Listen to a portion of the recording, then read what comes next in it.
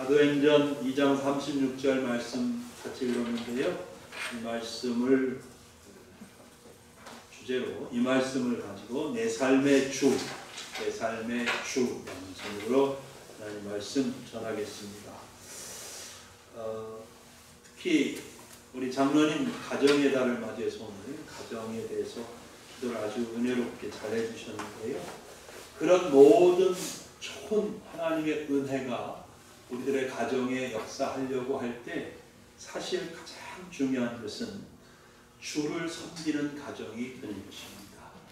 주를 섬겨서 부모와 자녀와 모든 식구들이 주 앞에 주를 주로 고백하고 무릎 꿇을 때 정말 서로 사랑하고 이해하고 섬기는 그런 아름다운 가정이 될 줄로 믿습니다.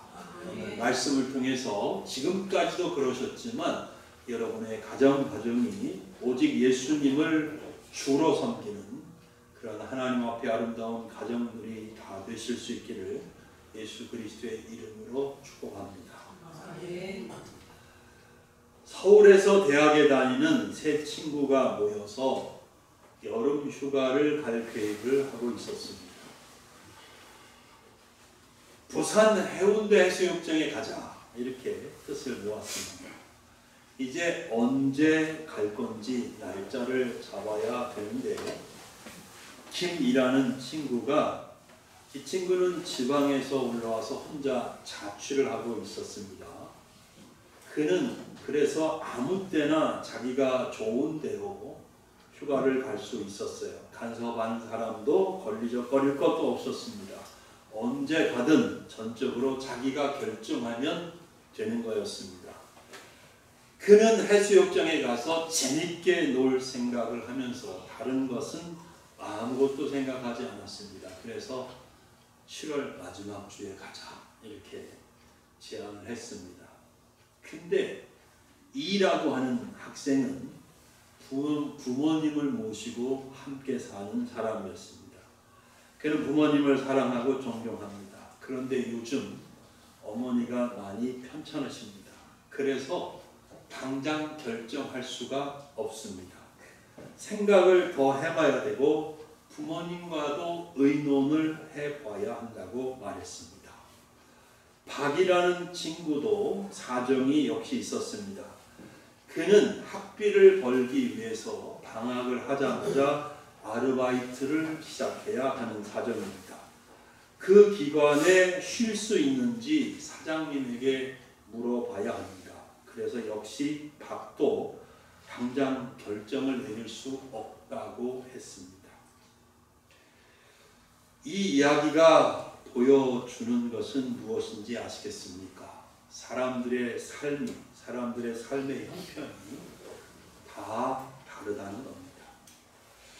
무엇을 언제 어떻게 할지를 결정하는 데 있어서 그 요인이 사람마다 다 다릅니다. 여러분은 여러분의 삶을 결정하는데 가장 중요한 영향을 끼치는 것이 무엇입니까? 여러분의 삶에 가장 큰 영향을 주는 것은 무엇입니까? 우리가 여기 이렇게 소방하게 모여 앉아 있는데 그래도 위에 제가 말씀드린 이야기에서처럼 우리들 저마다의 형편과 사정이 다 다를 것입니다. 누구에게나 자신의 삶에 강한 영향을 미치고 그 삶을 이끌어가는 요인이 있습니다. 그 요인이 사실상 그의 삶의 주인이 되는 것이죠. 그 주인이 일시적일 때도 있고 어떤 사람에게는 평생을 가는 경우도 있습니다. 어떤 사람은 주인이 계속 바뀌지요. 그래서 평생 동안 이리 갔다 저리 갔다 우왕좌왕하면서 갈피를 못 잡는 인생도 역시 있다고 생각합니다. 그런데 보통 사람들의 삶을 지배하는 주인이 되는 것들이 무엇이 있겠습니까? 여러분 다 손꼽으실 수 있을 거예요. 뻔하죠. 대개 돈, 명예, 권력, 야욕, 또 육체적인 욕심, 이런 것들이 사람들의 마음을 붙잡고 있고, 그것 때문에 사람들이 어떤 일을 어떻게 언제 해야 되는지를 결정을 합니다. 사람들은 이런 것들 때문에 웃기도 하고 때로는 울기도 합니다. 이런 것들 때문에 서로 친구가 되기도 하고 서로 원수가 되기도 합니다. 여러분, 어떤 경우는 이런 것들 때문에 죄를 짓습니다. 남을 해치고 짓밟는 경우도 얼마나 많아요. 자신의 인생을 망가뜨리는 경우도 수없이 많습니다. 요즘 정치권에서 일어나는 일들을 한번 보십시오. 여러분도 그러시겠지만 제 평생에 처음 보는 일들을 경험합니다. 정치인들이 저렇게 다투고 논쟁하고 싸우는 것이 정말 그들 말대로 나라와 민족을 위한 것인지, 사리사욕을 채우거나 자기 당의 이익을 위한 것인지 모르겠습니다. 솔직히 강한 의구심을 떨쳐버릴 수가 없습니다. 세상 사람들과는 다르게 진실한 그리스도인에게 주인은 누구입니까? 오직 예수 그리스도이십니다. 그래서 예수 그리스도 앞에 무릎을 꿇습니다. 모든 것을 예수 그리스도에게 맡깁니다. 그분의 인도와 통치하심에 전적으로 순종합니다. 왜요? 예수 그리스도의 뜻이 나에게 가장 중요하기 때문입니다. 따라서 온 마음과 정성을 다해서 예수 그리스도를 사랑하고 섬깁니다. 예수 그리스도가 자신을 다 내어줌으로 구원을 베푸신 것에 대한 감사 때문이고, 또 자신의 삶을 약속하신 대로 풍성한 삶으로 이끄심에 대한 완전한 신뢰를 갖고 있기 때문입니다. 그러나 안타깝게도 말하지 않을 수 없는 불편한 진실이 있습니다. 교회 안에는 아직 전적으로 예수 그리스도를 주인 삼지 못한 분들도 있습니다. 비록 교회에 오기는 하지만 아직 예수를 구원의 주님으로 믿지 않는 불신자가 있습니다. 또는 예수를 믿기는 하지만 자신의 삶의 주권을 온전히 예수님에게 넘겨주지 않은 그런 분들도 있습니다. 예수님을 완전히 신뢰하지 못해서 자기 삶을 예수님에게 완전히 내어 맡기지 못하고 있는 것입니다. 사랑하는 여러분, 여러분 각자가 자신에 대해서 생각해 보시기를 바랍니다. 내 인생의 주인은 누구인가? 예수가 주인인가, 아니면 세상의 그 어떤 것이 아직도 여전히 내 삶의 주인 노릇을 하고 있는가? 잘 모르시겠습니까? 어쩌면 내가 매주일 교회에 나오고 예배를 드리지 않습니까? 당연히 나는 예수가 나의 주인인 삶을 살고 있다고 생각하는데요 라고 생각하신다면 틀린 생각일 수도 있습니다.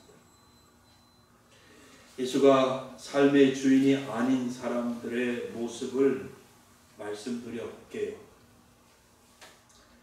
거울처럼 자신을 한번 비춰 보시면 좋겠습니다.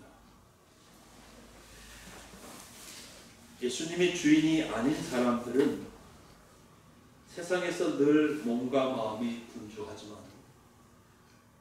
자신의 삶에 만족이 없습니다. 그런 분들은 아무런 계획도 목적도 없이 하루하루를 그저 살아갑니다.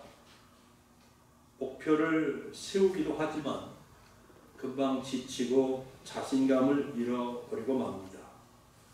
늘 남과 자신을 비교하면서 의기소침해지고 종종 남의 탓을 하면서 원망하고 불평합니다.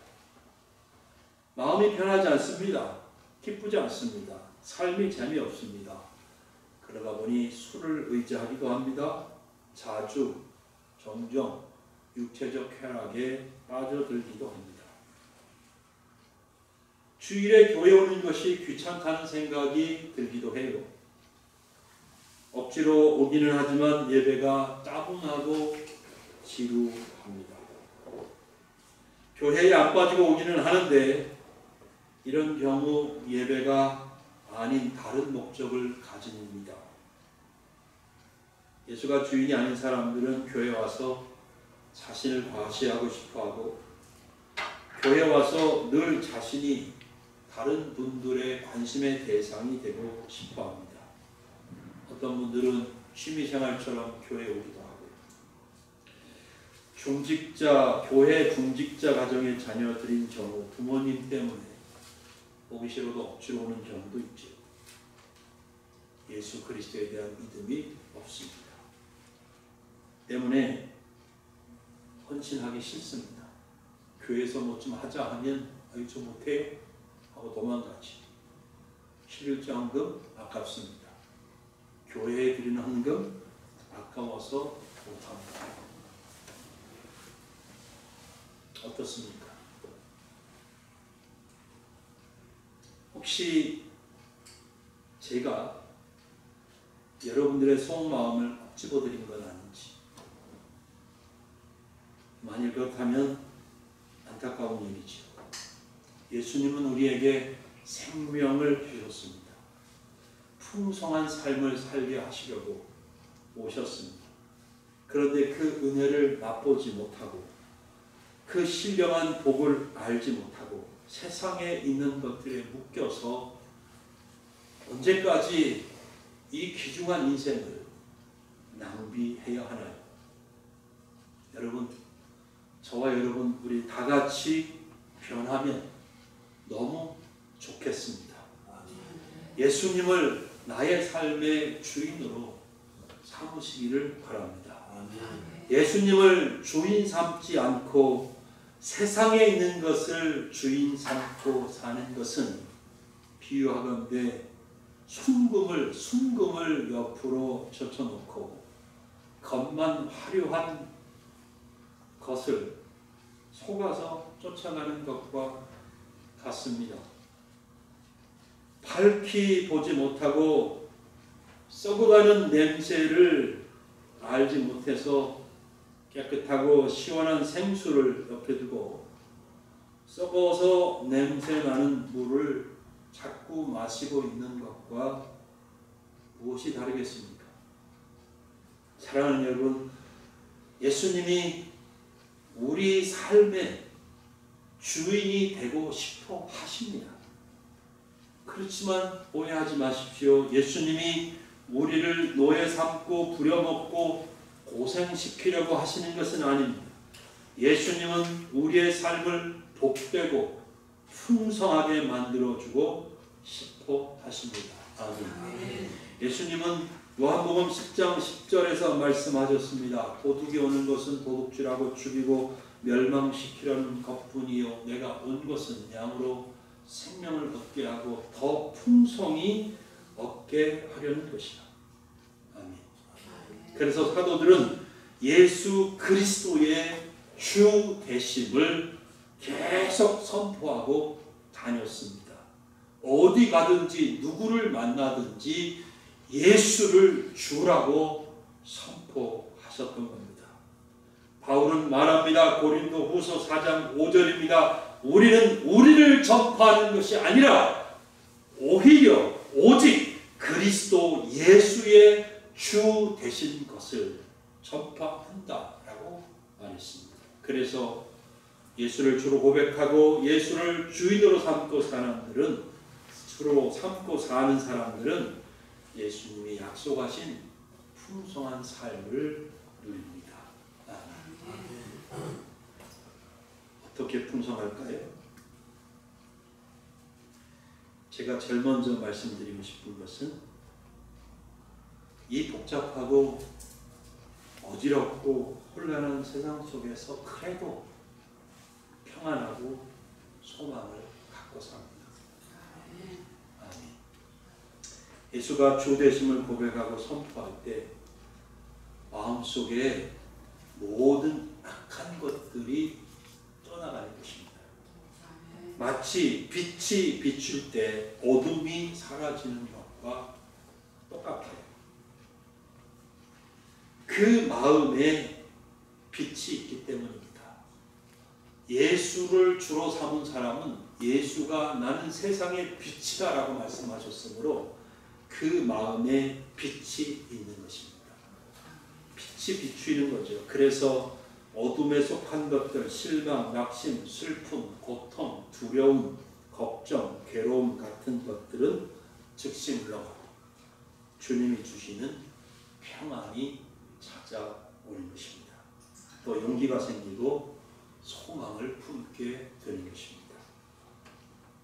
사랑하는 여러분, 예수님은 요한복음 7장 37절부터 38절에서도 말씀하시기를 누구든지 목마르거든 내게 와서 마셔라.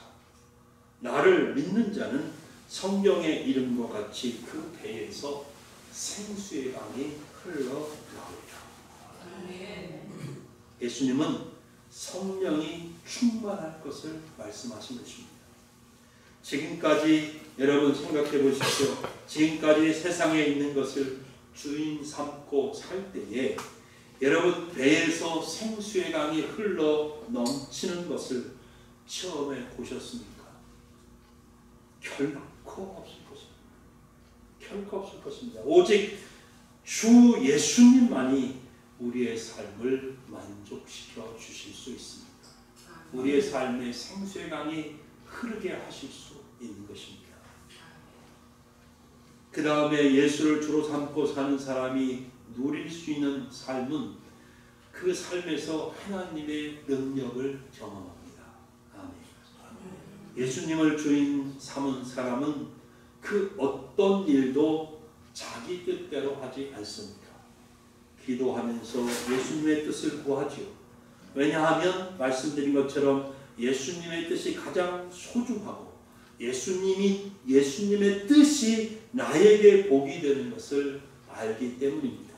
그래서 예수님의 뜻을 확신하면서 어떤 희생을 치르더라도 순종합니다. 범사에 감사하고 평강을 잃어버리지 않습니다. 때로 실패한 것처럼 보일 때에도 절대 부정적이고 믿음 없는 말을 하지 않습니다. 소망 가운데 항상 긍정적이고 믿음의 고백이 담긴 말을 하게 되어 있습니다. 그래서 그 삶에 하나님의 능력이 나타나는 겁니다. 아멘. 마지막으로 예수를 주인 삼은 사람이 누리는 삶의 그 풍성한 축복이 여러분 예배에 있습니다. 예배를 통해서 은혜와 축복을 누립니다. 예수를 주인 삼은 사람에게 예배는 가장 기뻐하고 감사하는 시간입니다. 하나님을 만나고 또 하나님께서 주시는 은혜를 공급받는 시간이기 때문입니다. 그래서 예배 시간에 새 힘을 얻습니다. 말씀을 들으면서 더욱 구체적으로 하나님의 뜻을 발견합니다. 예배를 통해서 지혜를 얻습니다. 용기를 얻습니다.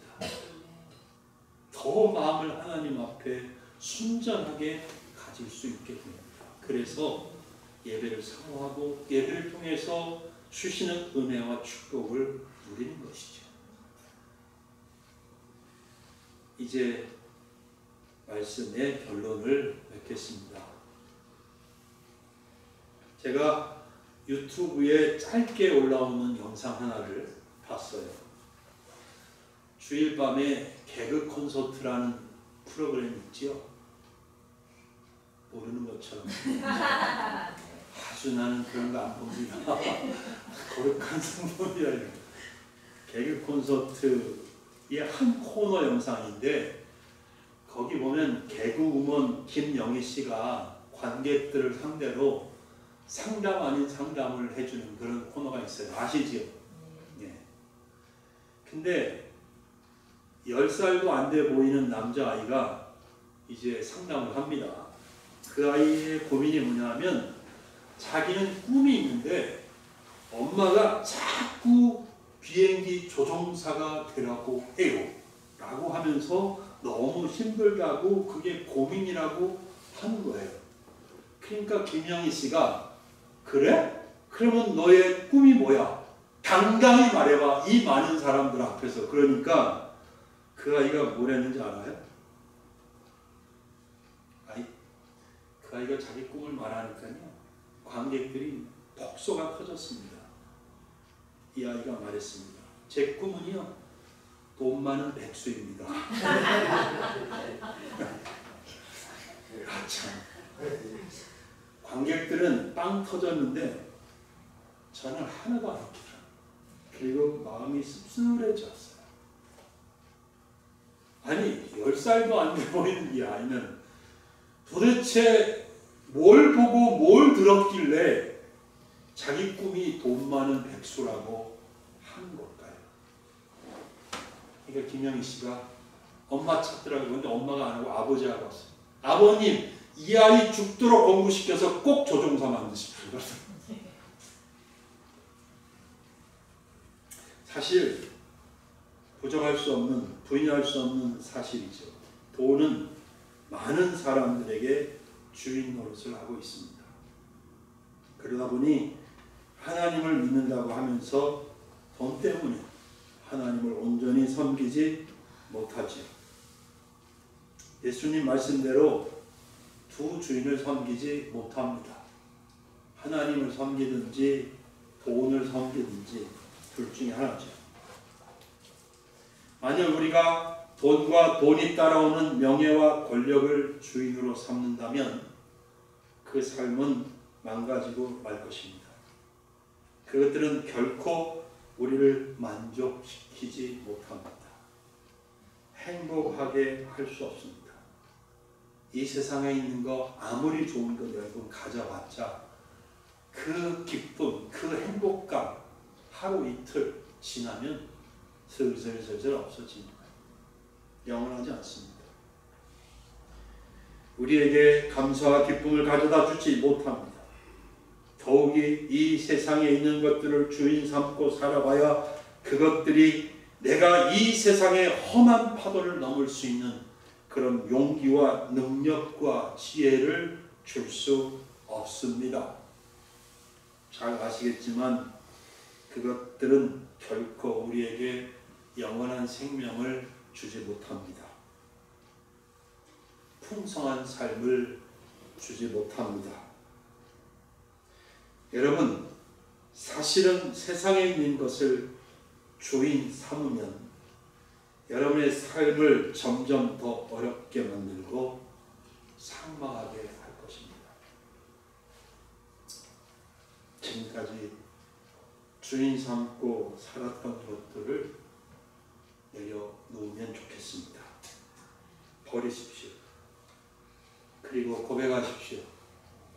우리의 삶의 주인은, 내 삶의 주인은 오직 예수님이다. 네. 여러분 스스로 외치고 예수님의 이름을 고백하고 그 예수님이 나의 주인이라고 고백하십시오. 오직 예수님을 우리 삶의 주인으로 삼아야 합니다. 왜요? 오직 예수 안에만 생명이 있고 예수 안에만 기쁨이 있고 예수 안에만 참 평안이 있고 예수 안에만 이 세상을 이길 능력이 있고 예수 안에만 이 절망적인 세상에서도 영원한 소망을 가질 수 있기 때문입니다. 사랑하는 여러분의 삶의 주인이 오직 예수 그리스도 한 분이시길 주 예수 그리스도의 이름으로 축복합니다.